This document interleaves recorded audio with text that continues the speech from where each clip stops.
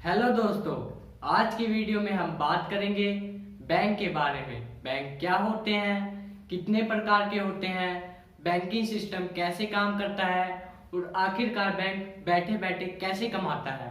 तो चलिए शुरू करते हैं। दोस्तों, बैंक एक ऐसी फाइनेंशियल संस्था होती है जो लोगों के पैसे जमा करती है और लोगों को लोन देने का काम करती है। लोग अपने बचत किए हुए पैसे को बैंक में सुरक्षित रखने के लिए जमा करते हैं और जरूरत पड़ने पर समय समय पर निकालते भी रहते हैं। कुछ लोग बैंक से इंटरेस्ट यानी ब्याज कमाने के लिए बैंक में पैसा जमा करते हैं। दोस्तों, जब आप बैंक में पैसा जमा करते हैं तो बैंक उन पैसों का क्या करता है? पहले तो बैंक आपके जमा किए हुए पैसे पर आपको बहुत ही कम इंटरेस्ट रेट पर पैसे देता है, इसे डिपॉजिट रेट कहते हैं। और फिर बाद में बैंक आपके पैसे को किसी दूसरे आदमी को लोन के रूप में देता है, और वो भी बहुत ज़्यादा इंटरेस्ट रेट पर, इसे लैंडिंग रेट कहते हैं। बैंक आपके जमा किए हुए पैसे पर ही अपने लिए बैठे बैठे पैसे कमाता है। इसके पीछे एक प्रोसेस है, आइए समझते हैं।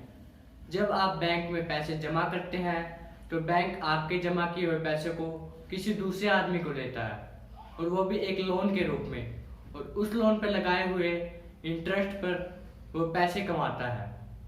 इसे लैंडिंग रेट कहते हैं, और यही लैंडिंग रेट बैंक की इनकम सोर्स होती है।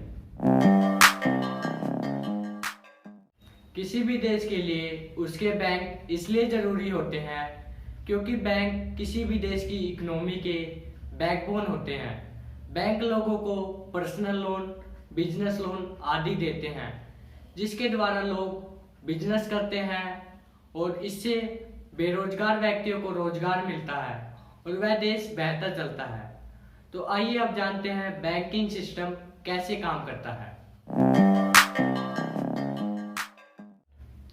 किसी भी देश की इकोनॉमी यानी अर्थव्यवस्था को चलाने के लिए पैसों का सर्कुलेशन होना जरूरी है, यानी पैसे जाने चाहिए, आने चाहिए, जाने चाहिए और आने चाहिए।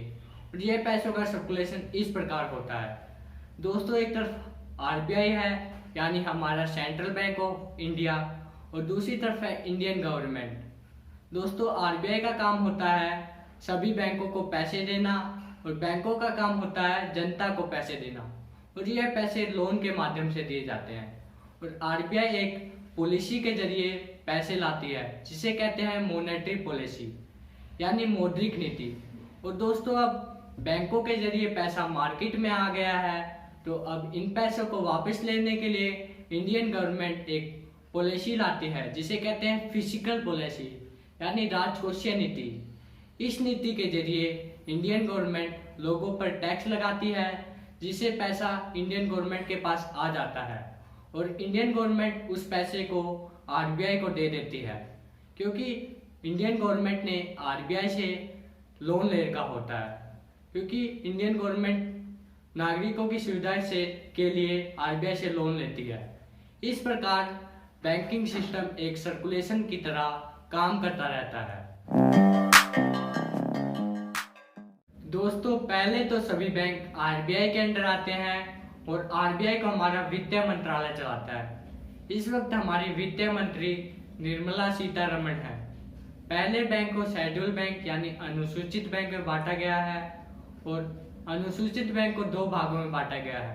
पहला है कॉमर्शियल बैंक, दूसरा है कोऑपरेटिव बैंक। कॉमर्शियल बैंक को चार भागों में बांटा गया है।